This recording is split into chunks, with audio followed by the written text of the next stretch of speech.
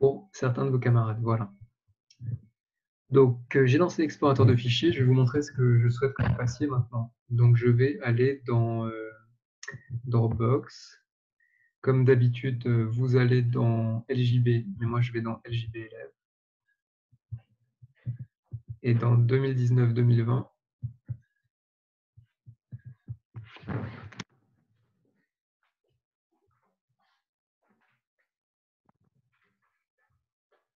dans 2019-2020, vous allez dans NSI. Et ensuite, on va créer un nouveau dossier ici, 05. Et vous allez l'appeler type construit.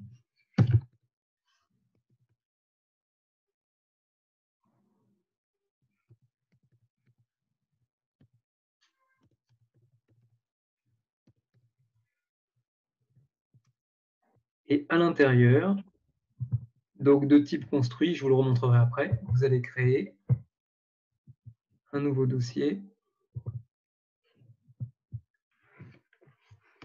0501 et on va appeler ça ce qu'on va faire aujourd'hui.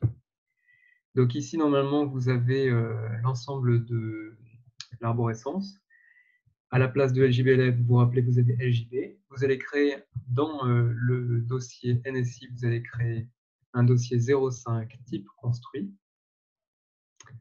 Et ensuite, on va créer à l'intérieur le dossier 0501 dictionnaire. Ok, donc maintenant, je vais vous envoyer le dossier à mettre dedans. Donc normalement, il doit être dans mes dossiers personnels. Je vais aller chercher dans mes dossiers. Ici, normalement, je l'ai ajouté il y a quelques minutes. Et donc là, il y en a un qui a été ajouté à 14 h, donc c'est celui-là. Dictionnaire 2. OK. Très bien. Donc moi, ce que je vais faire, c'est le copier. Et je vais aller le coller dans le dossier LJB élève. Et ensuite, je vais vous l'envoyer.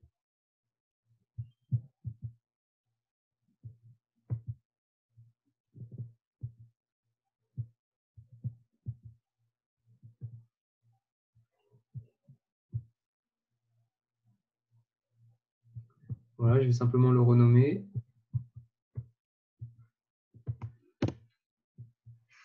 Voilà. Et donc maintenant, je vais vous l'envoyer par la messagerie. Donc, ce que vous allez faire d'abord, c'est fermer cette fenêtre. On n'en a plus besoin. Et donc, maintenant, on va tout simplement lancer Anaconda. Normalement, ou vous pouvez même lancer directement Jupyter Notebook. Donc, selon le cas, vous pouvez passer par Anaconda ou Jupyter Notebook. Je vais vous montrer comment ça se passe directement par Anaconda. Vous vous rappelez qu'on arrive dans un menu.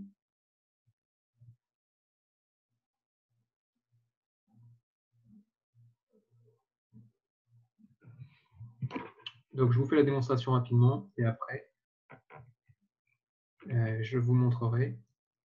Enfin, je vérifierai que chacun d'entre vous a réussi à charger le fichier. Alors, qu'est-ce qui se passe? Pour l'instant, ça charge. Voilà, ça met un peu de temps à se charger. OK.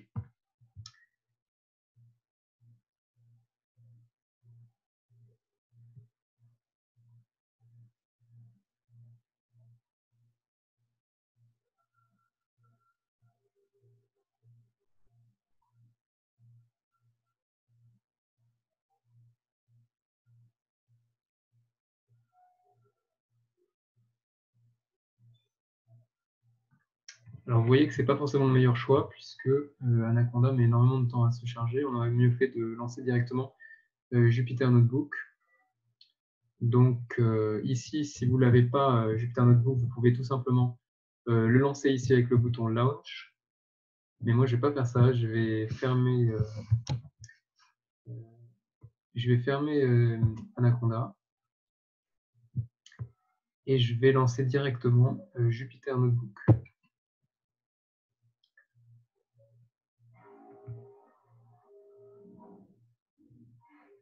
On va pouvoir comparer la vitesse d'ouverture.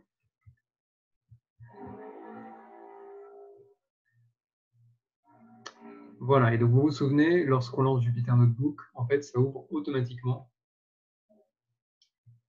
une fenêtre de Firefox qui va être en fait l'interface qui est utilisée pour travailler. Et ensuite, vous vous rappelez, on arrive dans l'arborescence, donc ici c'est l'arbre. Pour que ça soit plus facile à visualiser, je vais me mettre en plein écran avec F11. Et puis, je vais un peu baisser la taille de la police.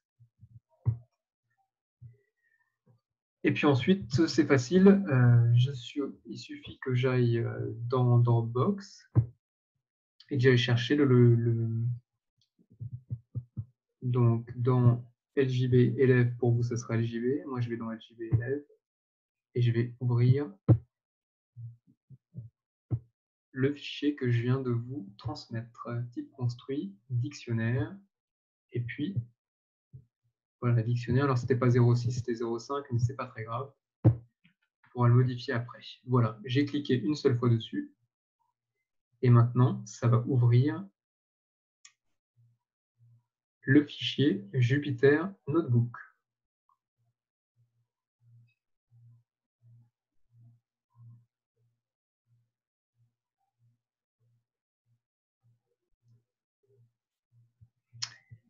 Voilà.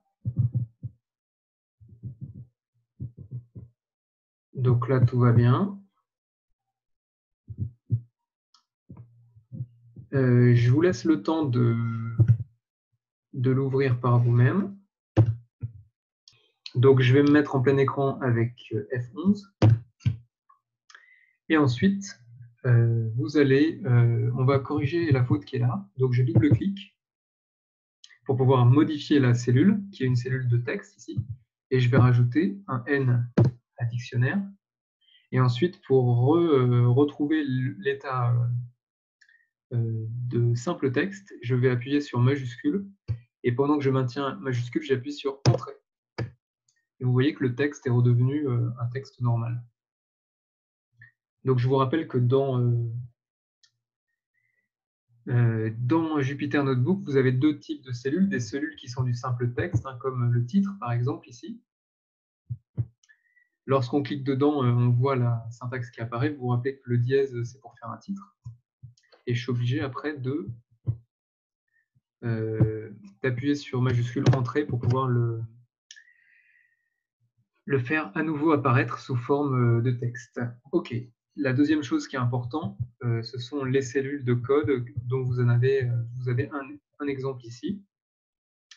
Donc, si vous êtes tous prêts, on va pouvoir commencer. Donc, partie numéro 1, création d'un dictionnaire. Donc, un dictionnaire est un objet container associant des clés, keys en anglais, à des valeurs, values en anglais.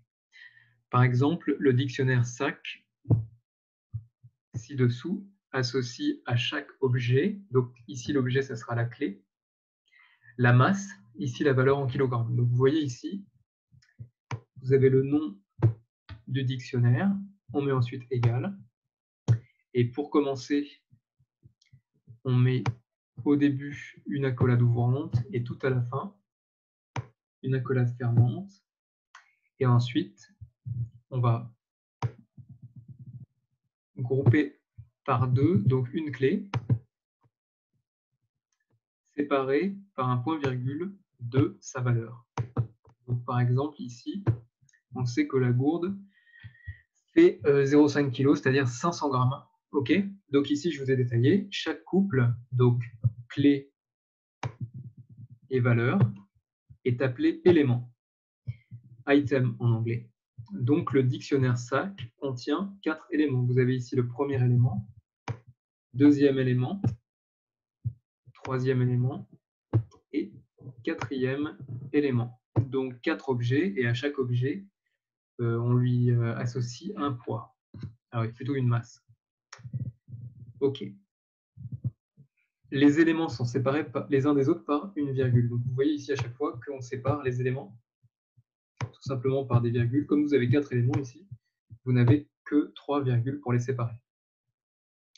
Et au sein d'un élément, clé et valeur sont séparés par 2 points. Vous voyez que pour chaque couple clé-valeur, on les a séparés par 2 points. OK. Pour plus de lisibilité, on peut présenter le dictionnaire en plaçant un élément par ligne. Cette déclaration est parfaitement équivalente à la déclaration précédente. On peut même ajouter des espaces sans conséquence. Je vous laisse vérifier donc ce que je viens de dire par vous-même en exécutant la cellule ci-dessous. Donc vous voyez ici en dessous, j'ai créé en fait 3 dictionnaires que j'ai appelés respectivement SAC, SAC2 et SAC3.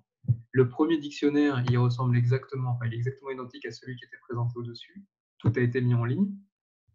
Et ici, vous vous rappelez que l'espace qui est mis là, il est purement esthétique. Hein. Vous pouvez il est facultatif. Et là, ce que j'ai fait, c'est que j'ai sauté une ligne et vous voyez qu'il y a une indentation automatique qui a été mise et j'ai placé chaque couple item, chaque item, donc chaque couple clé et valeur, je les ai placés sur une seule ligne. Bien sûr, il ne faut pas oublier de mettre les virgules pour séparer.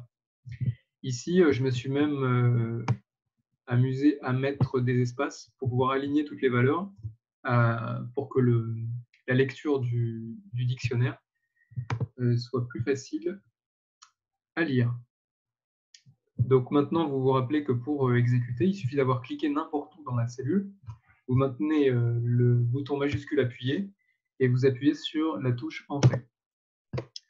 Et ici, vous voyez apparaître sous la cellule, vous voyez apparaître donc que l'affichage de chacun de ces dictionnaires donne exactement le même résultat. Et ici, vous voyez que les conventions esthétiques habituelles de Python font que entre les éléments d'une liste ou d'un dictionnaire, il y a un espace qui a été ajouté automatiquement. Mais je vous rappelle à nouveau qu'il s'agit ici de critères purement esthétiques. Alors, vous voyez aussi par ailleurs qu'il y a un espace qui a été mis automatiquement après les 2 points. Donc peut-être que ce serait une bonne habitude de mettre en fait un espace après les 2 points, mais c'est facultatif. Alors, Cynthia n'arrive pas à lancer la cellule. OK. Donc, déjà, ce que vous pouvez faire, c'est que vous pouvez, ceux qui l'ont déjà lancé, vous pouvez faire dans cellule ici, vous pouvez faire all output et vous pouvez faire clear. Ça permet d'éliminer ce qu'il y avait dans la cellule. Maintenant, pour exécuter une cellule, c'est très simple. Vous cliquez n'importe où dans la cellule. Vous voyez ici que le curseur clignote ici. Mais j'aurais pu être n'importe où, j'aurais pu être là ou où vous voulez. Vous maintenez appuyé la touche majuscule. Et pendant que la touche majuscule est laissée appuyée, vous appuyez sur Entrée. Vous n'avez même pas besoin de lâcher tout de suite la touche majuscule. Et à ce moment-là, vous voyez que les 3 instructions qui sont là, enfin, tout a été exécuté. Et on sait que ça a été exécuté puisque on a 3 affichages qui ont été faits en dessous grâce à la fonction print. Est-ce que Cynthia, tu as réussi à lancer la cellule? Donc j'attends Cynthia. Non, OK. Alors dans ce cas-là, ce que je te conseille de faire, Cynthia, c'est de travailler sur Google Colab. Je vais t'envoyer l'adresse et tu vas travailler directement sur Google. Et je vais te montrer rapidement comment faire. Ok, donc Cynthia, je t'ai envoyé par l'ENT le lien qui permet d'accéder au fichier Google Colab. Donc je vais te remontrer rapidement comment procéder. Donc je vous demande un peu de patience les autres. Ça ne va pas prendre plus de 2 minutes. Et je vais directement consulter le message que je viens de t'envoyer. Ça va être plus simple.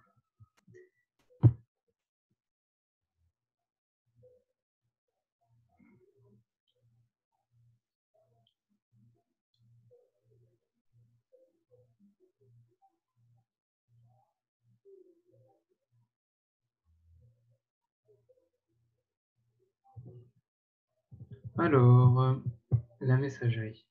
Voilà, encore une minute s'il vous plaît. J'ai quasiment terminé.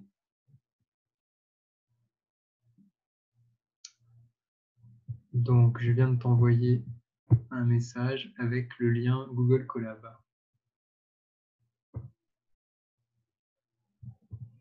Donc, normalement, je peux cliquer sur le lien.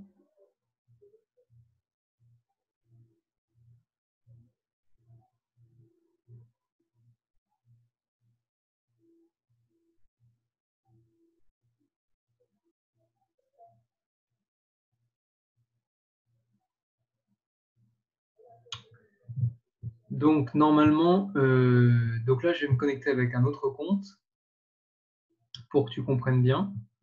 Donc, je vais me connecter avec le compte élève tutoriel, puisque il faut que, sinon, je suis propriétaire du fichier, donc tu ne vas pas comprendre comment faire.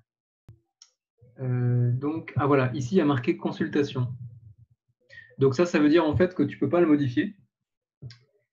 Donc, il faut créer une copie sur ton Drive. Donc, tu peux faire enregistrer une copie dans Google Drive. Donc, je te laisse faire ça. Enregistrer une copie dans Google Drive. Et à ce moment-là, ouvrir dans un nouvel onglet. Voilà. À ce moment-là, je vais fermer la fenêtre précédente. Et donc, normalement, là, quand tu l'as ouvert dans ton...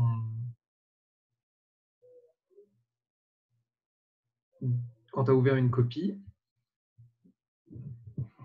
le temps que ça se mette en page.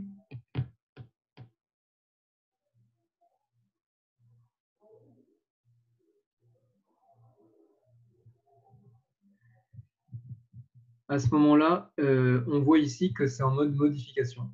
OK, donc à partir de là, tu peux travailler comme nous, c'est juste que les couleurs vont être différentes. OK, on est tous prêts. Donc, je vais fermer cet onglet. Fermer cet onglet-là également. Celui-là aussi.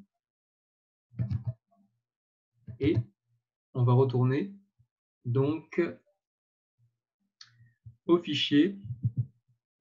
Voilà. Et donc maintenant, tu te souviens, pour lancer la cellule, Cynthia, normalement, ça ne doit pas être trop dur. Tu déplaces la souris ici, puis tu appuies sur lecture. Je réappuie sur F11. Et on va continuer. Alors, remarque. Les clés ne sont pas forcément des chaînes de caractères. Et à l'inverse, les valeurs ne sont pas forcément des nombres. Ici, vous avez vu, toutes les clés, ce sont des chaînes de caractères, et puis toutes les valeurs, c'était des nombres. On donne par exemple ci-dessous un dictionnaire contenant les numéros de dossard de coureurs d'un marathon. Donc vous voyez ici que les clés, ce sont des nombres à ce moment-là, et les valeurs, ce sont des chaînes de caractères, mais on pourrait avoir que des chaînes de caractères de part et d'autre, et on pourrait aussi avoir que des nombres de part et d'autre. Okay. Alors, ok.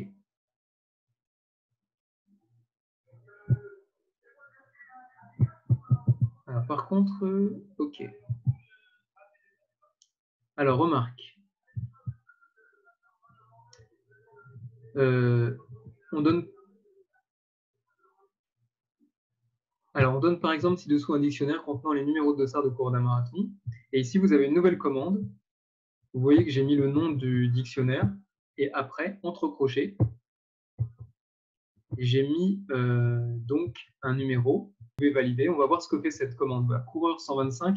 D'après vous, vous pouvez m'envoyer par le chat. D'après vous, qu'est-ce que cette commande va renvoyer? Print coureur 125. Bon, on va le tester. vous voyez que ça renvoie Gaston Durand. Donc, en fait, vous prenez coureur, vous mettez la clé dedans et ça vous renvoie la valeur. OK? Alors, par contre, attention, à l'ordre, on peut obtenir une valeur à partir d'une clé, mais par contre, l'inverse ne fonctionne pas comme dans l'exemple ci-dessous. Donc, si j'essaye d'obtenir 31 à partir de la valeur, ça ne marche pas, puisque c'est unidirectionnel, c'est à partir de 31 que j'aurais obtenu Gaillard, Étienne Gaillard. Donc ici, je vais essayer de la lancer, et on obtient, vous voyez, un message d'erreur, et on nous dit que le message d'erreur, c'est un message d'erreur, une erreur de type... Alors déjà, vous voyez qu'on repère que l'erreur est à la ligne 7, donc c'est bien cette commande-là qui pose problème. Tout ce qui était avant ne posait pas problème. Et on a souligné que c'était cette partie-là, Gaston Durand, qui n'allait pas. Et on nous dit que la catégorie de l'erreur, c'est key error, donc c'est bien une erreur de clé. Il n'existe aucune clé qui s'appelle Gaston Durand. Bien sûr, si je rajoute ici donc un nouvel élément qui a une clé, alors, est-ce qu'il a voulu le copier, qui a une clé Gaston Durand, là ça va marcher. Donc je vais rajouter une clé Gaston Durand et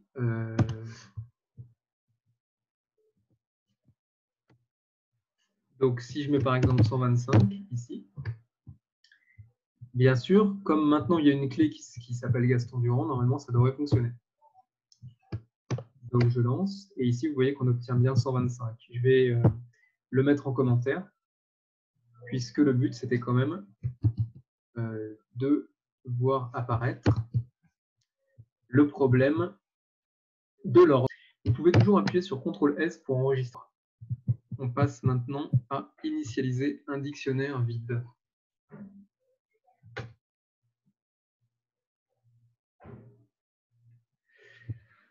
Donc, pour initialiser un dictionnaire vide, c'est très simple. Il suffit, c'est comme pour une liste, hein, au lieu d'avoir des crochets, vous avez des accolades et vous mettez rien à l'intérieur des accolades. Voilà. Donc ici, vous voyez que j'ai appelé ce dictionnaire mon dictionnaire vide. J'essaye de l'afficher après. Donc en appuyant sur majuscule entrée, vous voyez qu'on affiche simplement deux accolades collées. Donc ça indique que c'est un dictionnaire qui ne contient rien du tout. Ensuite, pour finir cette introduction, on rappelle que la fonction Python type renvoie le type d'un objet Python. Voilà ce qu'on obtient pour un dictionnaire. Donc ici, j'ai remis le dictionnaire SAC. Et ensuite, j'ai demandé avec la fonction type la nature de l'objet SAC. Je clique ici, j'appuie sur majuscule entrée. Et vous voyez ici que le type Python pour les dictionnaires, c'est DICT. Donc, c'est une abréviation, comme on a vu des abréviations pour les booléens, etc.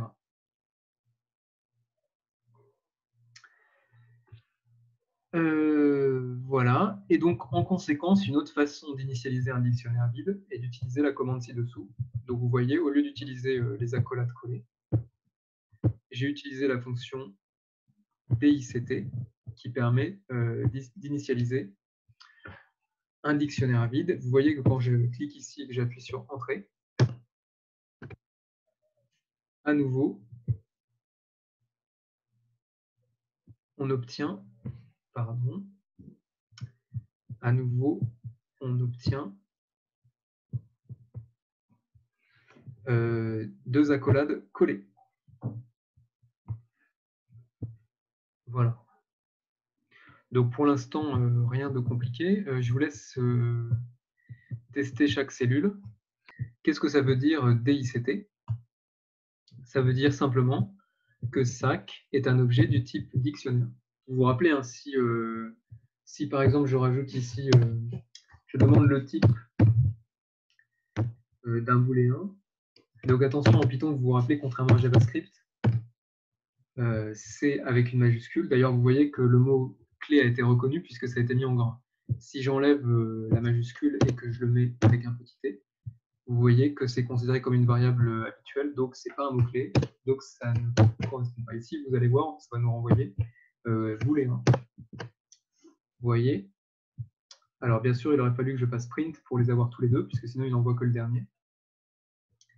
Donc, effectivement, on aurait pu rajouter ici print pour être cohérent avec le reste, mais ce n'est pas très important. Donc, true, vous voyez, ça renvoie bool, puisque true est un booléen. Donc, je vais mettre un commentaire et enregistrer avec CTRL-S. OK. Très bien, c'est pas la peine de le modifier, je vais juste relancer la cellule. Voilà. Ah, vous voyez, ça par contre, c'est intéressant. Vous voyez que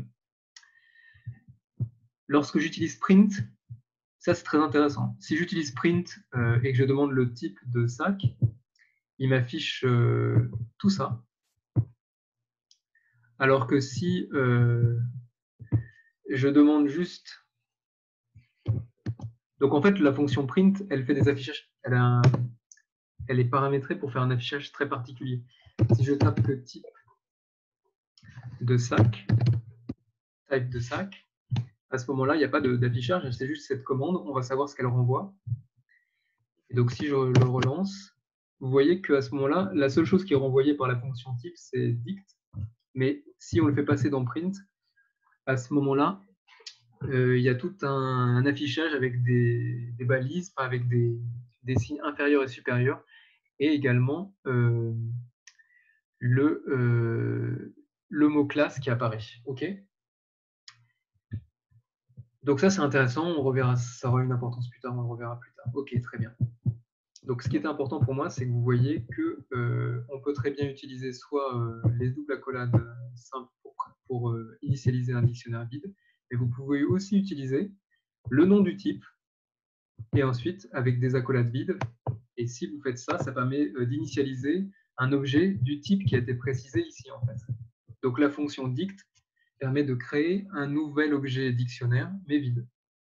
OK, maintenant on va passer au petit 2, lecture des valeurs clés et éléments d'un dictionnaire. Donc pour rappel, voici la méthode utilisée pour lire un élément d'une liste Python. Ici, je vous ai présenté une liste. Il s'agit d'une liste qui contient uniquement des chaînes de caractères qui sont les jours de la semaine. Et ici, donc, je demande le jour de rang 0, le jour de rang 1, le jour de rang 6. Donc, regardons ce que ça fait. J'appuie sur Entrée. Et donc, vous voyez que le jour de rang 0, c'est le premier, c'est lundi. Le jour de rang 1, c'est le deuxième, c'est mardi. Et puis, si on compte, ça fait 0, 1, 2, 3, 4, 5, 6. Donc, le dernier rang, bien sûr, c'est 6. Si par malheur, vous changez le 6 et vous mettez 7, eh bien, normalement, ça devrait renvoyer un message d'erreur, puisque vous voyez déjà que c'est le 4 qui ne va pas, puisque ici, on vous dit que c'est un erreur d'indissage, d'index, donc de rang.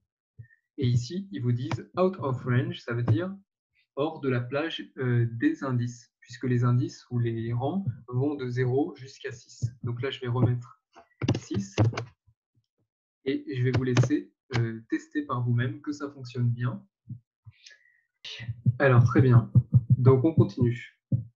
Donc, dans cet exemple, on voit que l'accès à un élément d'une liste se fait grâce au rang, index en anglais. D'où le message d'erreur tout à l'heure qui parlait d'index. Donc, le rang de cet élément dans la liste. On se rappelle notamment du piège classique présent dans de nombreux langages de programmation comme Python. Les rangs commencent à 0. En quelque sorte, l'information de rang est implicite, elle n'est pas présentée. En changeant la présentation et en ajoutant des commentaires, la similitude avec un dictionnaire apparaît plus clairement. OK ? Donc, j'ai sauté une ligne à chaque fois. Je l'ai présenté comme une sous-structure, donc en mettant une indentation. Et à chaque fois, j'ai présenté à côté un commentaire. Donc, lundi, c'est l'élément de rang 0. Mardi, c'est l'élément de rang 1, etc. Et le dernier élément, bien sûr, même s'il y a 7 jours, vu qu'on commence à 0, le dernier élément, il a pour rang 6. Donc, comment on fait pour appeler un élément contenu dans jour? Eh bien, on précise le nom de la liste. Et ensuite, entre crochets, on précise le rang. OK ? Donc ici, on peut le relancer. Normalement, on devrait obtenir exactement la même chose. Donc, je répète une dernière fois. Dans cette liste, il y a 7 éléments. Pour afficher lundi, qu'est-ce qu'on fait? On utilise la commande jour qui rappelle le nom de la liste. Et ensuite, on veut le premier élément. Donc, on met entre crochets le rang. Et ici, au rang 0, correspond l'élément lundi. Et ainsi de suite. Et puis au rang 6 correspond l'élément dimanche. OK. Maintenant, on passe à l'équivalent dans un dictionnaire. Donc, dans un dictionnaire, la clé joue un rôle similaire au rang dans une liste. OK. Alors, attention, par contre, ici, je vous avais mis les commentaires à droite, mais ici, les clés sont à gauche. Par contre, vous voyez que le principe est le même. Ici, vous avez le nom du dictionnaire, alors que tout à l'heure, on avait le nom de la liste. Ici, pareil, dans la commande, vous avez le nom du dictionnaire. Et ensuite, au lieu de mettre un index, donc un numéro entre ici 0 et 6, vous mettez directement la clé. Donc, je veux connaître, dans le sac, je veux connaître la valeur de la gourde. Et donc maintenant, normalement, ça devrait renvoyer 0.5. Et pour cahier, ça devrait renvoyer 0.2. Donc, je vais valider. Et vous voyez que pour la gourde, ça a bien renvoyé 0.5. Et pour le cahier, ça a envoyé 0.2. Je vous laisse tester par vous-même. Donc, il ne faut pas confondre la syntaxe entre les listes et les dictionnaires. Attention, un dictionnaire est bordé d'accolades et non de crochets comme une liste. Si vous revenez au-dessus, vous pouvez comparer. Ici, on a une liste qui est bordée par des crochets, alors qu'un dictionnaire, c'est bordé par des accolades. OK. Deuxième remarque, contrairement à une liste, un dictionnaire n'est pas ordonné, ce qui signifie que les éléments, couple, clé-valeur, n'ont pas de rang. Par exemple, les deux dictionnaires suivants sont équivalents. Donc, vous regardez ici, dans le dictionnaire sac et le dictionnaire sac 2, dans ces deux sacs, on a les mêmes objets, mais par contre, j'ai changé l'ordre. Donc ici, j'ai commencé par la gourde, chaussure, cahier, trousse. Et ici, vous voyez que la trousse a été mise en première position. Donc, elle a été remontée en première position. En dessous, ici, j'ai souhaité afficher un test. Donc, vous vous rappelez que quand on met 2 égales, ça signifie tester l'égalité entre sac et sac 2. Donc, si c'était des listes, eh bien, normalement, on devrait s'attendre à comme résultat faux, puisque les deux listes, les éléments ne sont pas dans le même ordre. Mais ici, vous allez voir que si j'appuie sur valider, on obtient le mot-clé, le booléen true, ce qui veut dire que c'est vrai, les deux sacs sont égaux. Alors que ici, les éléments n'ont pas été mis dans le même ordre. Donc vous voyez que l'ordre n'a pas d'importance pour caractériser en quelque sorte un dictionnaire. On peut obtenir la liste des clés, puis des valeurs avec la syntaxe suivante, typique de la programmation objet. Donc vous regardez, j'ai mis à nouveau le dictionnaire. Et après, j'ai choisi comme commande cette commande ici. Et donc vous voyez qu'elle est en deux parties. D'abord le nom du dictionnaire et ensuite .keys. Et donc ici vous avez keys qui est une méthode en fait qui s'applique à l'objet sac. Et vous retrouvez la logique de programmation objet qu'on a vu dans le cours sur JavaScript. Vous vous rappelez, on avait document, quelque chose, etc. Donc ici, on demande de donner la liste des clés du sac. Ici, ça devrait renvoyer donc uniquement la partie ici des objets, les clés. Et en dessous, j'ai mis une deuxième commande qui transforme cette commande en liste. On va voir pourquoi j'ai fait ça et quelle va être la différence. Donc je fais majuscule entrée. Donc, la première commande envoie, donc ici, vous voyez, dict keys, et à l'intérieur, vous avez une liste. Si vous transformez cette commande en liste, vous avez un affichage qui est beaucoup plus simple.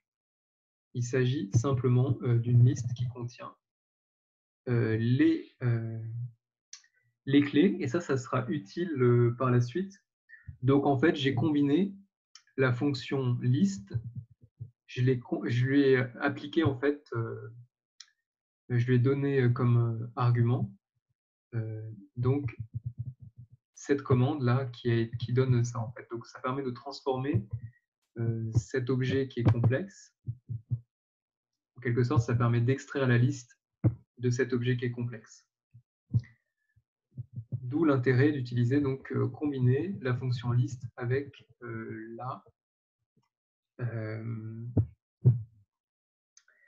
la méthode commande. Ok. Si c'est compris, je vous laisse tester par vous-même. Donc ici, je vous l'ai déjà dit à l'oral, mais je vais la répéter. Notez ci-dessus la dernière commande, donc cette commande ici, que j'ai soulignée en bleu, qui permet d'obtenir les clés sous la forme d'une simple liste. Vous reconnaissez ici que c'est une liste, puisque les éléments sont simples et elle est bordée par des accolades. On peut de façon similaire obtenir la liste des valeurs du dictionnaire. Donc là, la seule chose qui a été changée, c'est qu'on a remplacé le keys qui était là par, donc c'est ce qu'on appelle la méthode keys qui était appliquée au dictionnaire SAC. On l'a remplacé par la méthode values qui extrait les valeurs de ce dictionnaire. Donc voilà, je peux tester tout de suite avec majuscule entrée. Et donc à nouveau, on retrouve un affichage qui est un peu complexe, mais que l'on peut simplifier en transformant donc ce rendu en liste. Alors je vais juste faire un test avant que vous essayiez par vous-même. On est obligé d'utiliser print pour que les deux commandes soient affichées l'une après l'autre, parce que si j'enlève les prints, vous allez voir que seulement une des deux commandes va s'afficher. Donc je fais hop, vous voyez que seule la dernière commande s'est affichée. Donc c'est ça le défaut en fait. Dans un Jupyter Notebook, on est obligé de mettre des prints. Donc je vais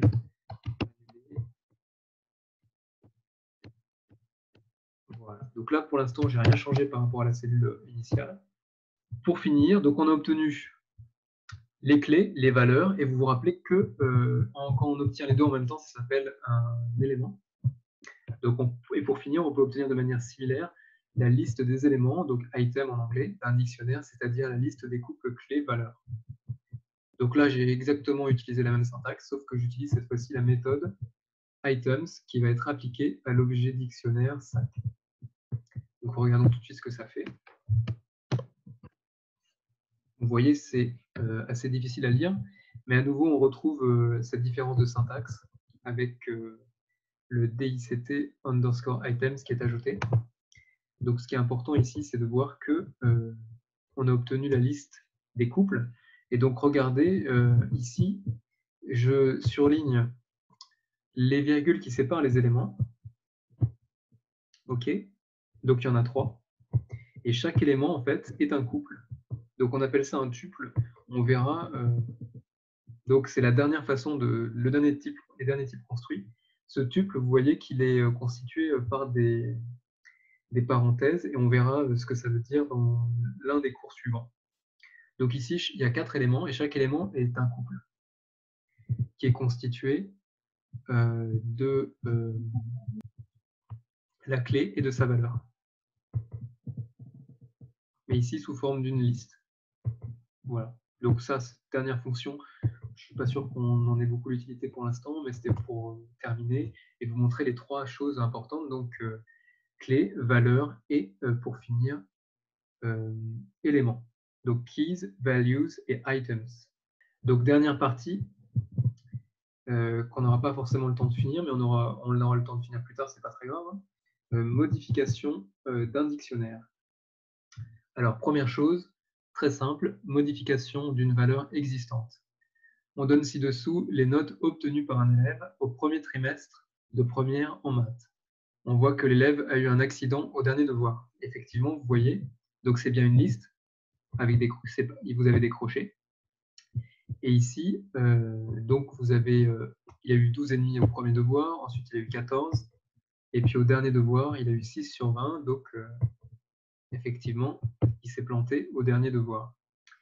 La première solution est de proposer à l'élève de refaire le contrôle. Il obtient alors la note de 13. On doit donc modifier la liste de notes. Donc pour cela, c'est très simple. Donc j'ai rappelé ici la liste de notes.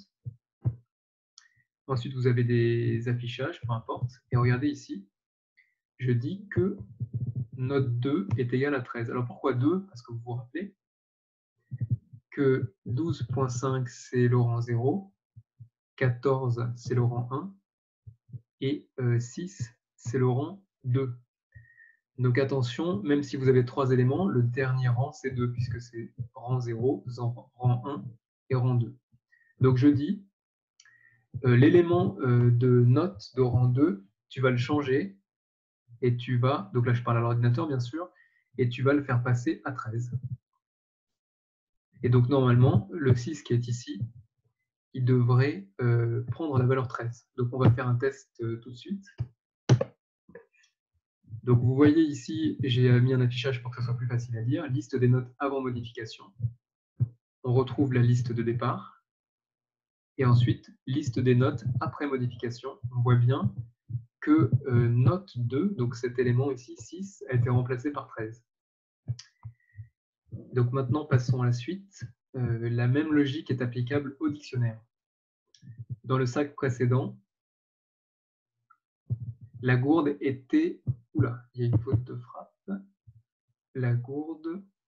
Donc dans le sac précédent, la gourde était...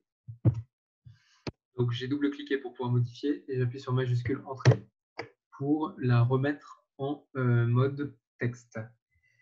Donc, dans le sac précédent, la gourde était pleine d'eau et pesait 0,5 kg. Une fois vide, elle ne pèse plus que 0,1 kg. Pour modifier la masse de la gourde, on procède comme suit. Donc ici, j'ai mis le sac qui contient la gourde pleine.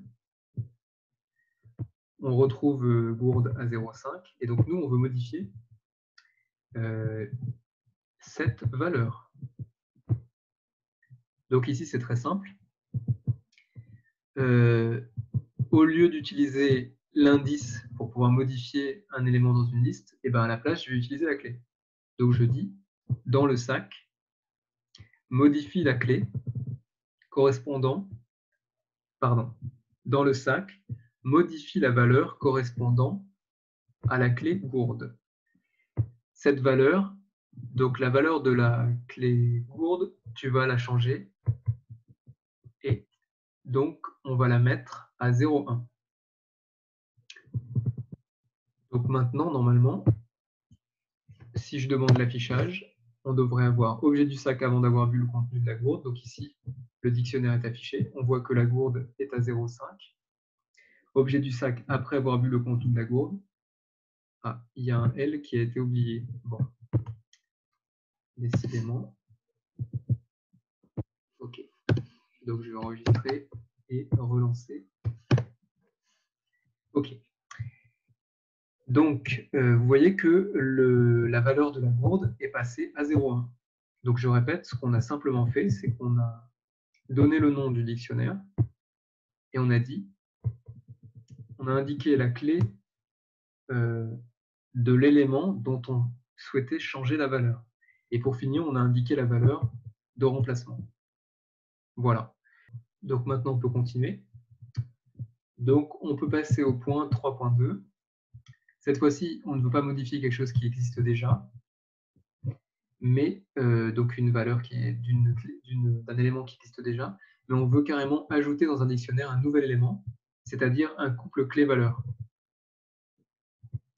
Donc, par exemple, ici, vous voyez, j'ai remis le dictionnaire précédent. Et ensuite, j'utilise la même syntaxe que précédemment. Donc, vous vous rappelez, précédemment, j'ai simplement utilisé sac gourde, sauf que précédemment, la clé était déjà présente dans le dictionnaire, alors que maintenant, même si la syntaxe est identique, donc dictionnaire et puis clé, vous voyez que la clé lampe, elle est absente de la liste des clés dans le dictionnaire. Donc, ce qui va se passer, c'est qu'un nouvel élément va être ajouté au dictionnaire, et cet élément aura comme clé lampe et comme valeur 0.3. On va exécuter le script pour vérifier. Ok, donc objet du sac, avant d'avoir ajouté la lampe, on retrouve les éléments de départ. Et puis en dessous, objet du sac, après l'ajout de la lampe, on retrouve exactement tous les éléments précédents, jusqu'à trousse. Et vous voyez ici qu'une virgule a été ajoutée et un élément a été rajouté. Donc une lampe de 300 grammes. Ok, et on a quasiment terminé le cours, ce qui nous permettra de faire des exercices donc au cours suivant. On va s'arrêter là pour aujourd'hui, donc sur l'ajout dans un dictionnaire d'un nouvel élément. Donc je vous rappelle que pour enregistrer, vous pouvez faire CTRL-S. OK. Ici, vous voyez que la sauvegarde a été présentée. Et donc maintenant, si vous quittez, vous pourrez réouvrir votre projet plus tard, votre fichier Jupyter Notebook.